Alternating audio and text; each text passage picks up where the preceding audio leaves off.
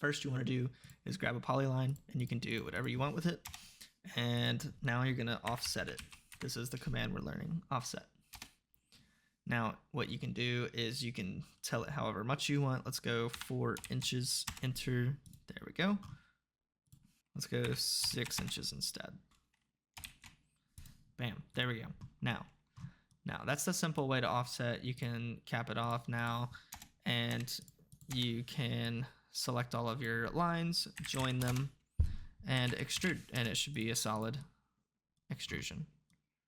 Perfect. Now, something else you can do, I'm gonna move this back because it's in the way, it's annoying me. Okay, now something else you can do is you can take this line, we're just gonna copy it over this one right here, enter, grab that, and move it over here. Now, this is probably one of my favorite commands. You can extrude this line. We're just gonna bring it up to that height. And now what we're gonna do is we're gonna offset surface. Now, as you can see, the arrows are pointing in which way it's gonna offset. And I'm just gonna do the same thing, 6 inches, enter again, and there you go. You have a wall within seconds.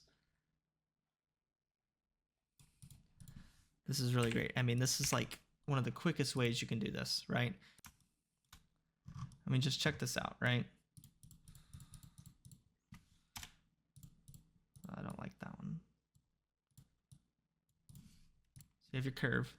I'm gonna make it more parallel with this one. So it even works with curved lines, right? You extrude that, get to the height you want, offset surface, and hit enter. Bam, there you go. Perfect.